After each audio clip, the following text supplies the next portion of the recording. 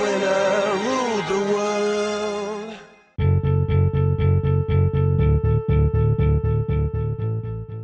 So there's a tremendous amount of overlap between different types of early stage investing, I think particularly between crowdfunding and angel investing. There's a perception sometimes that crowdfunding is a unique and distinct concept and that you either raise money through crowdfunding or raise money through angels, and it's just not true. What we've seen at Seedrs has been a tremendous number of businesses that have combined the two effectively. They raise some money from traditional angels who might get more involved in the business, along with a large number of smaller investments from more passive investors.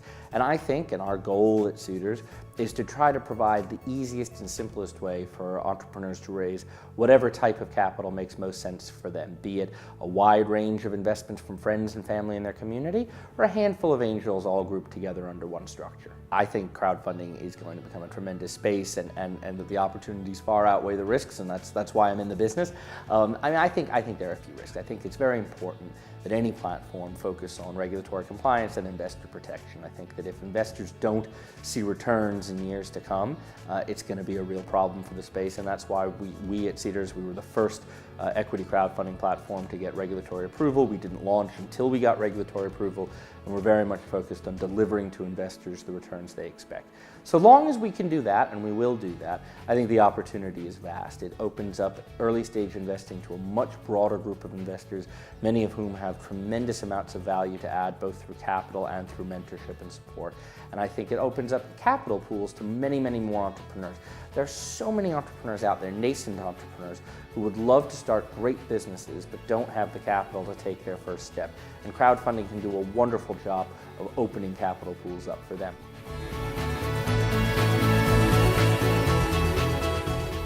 Well, first of all, I mean, I'm so thoroughly impressed with the Italian government for having been the first to take the steps toward formally legalizing crowdfunding. I realize it's a bit of a sort of restrictive measure, but just to have taken that step at all was a really bold move, and I think it really says something about the government and the culture's focus on promoting entrepreneurship. So awesome. I think more broadly, it's going to grow and grow throughout Europe, and I think it's going to become cross-border. I think I think we're going to see a lot more in the way of people investing in businesses across borders throughout Europe. I think that Europe as a market is a very interesting one. Although obviously it is lots of individual markets, I think the startup ecosystem is increasingly coalescing around a few particular conferences and some thought leaders, and I think that it's going to become more and more common to see new businesses in Italy raising money from Germany, Estonian businesses raising money from Bulgaria, and whatever you see. And that's something we're very focused on at Seedrs in the coming months and years.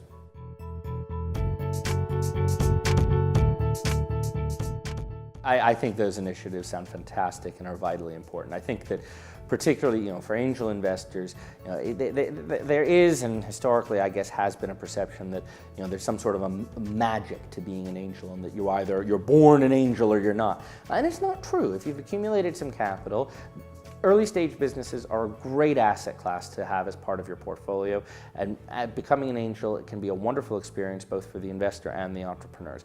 And getting more people to understand what's involved in it, to understand how to do it, and have the confidence to start investing in early stage businesses is wonderful, and resources like Mind the Bridges program sound absolutely fantastic. I think in terms of instilling entrepreneurship in managers, that's brilliant as well. I think that there is the argument, I suppose, that entrepreneurship is something that's very tough to teach, but I don't know that that's true, and I think that giving people involved in large businesses at least a perspective on how startups think, how entrepreneurs think is wonderful. I sit on the board of a large organization and recently brought in a very, very successful entrepreneur just to talk to the board about how he perceives work.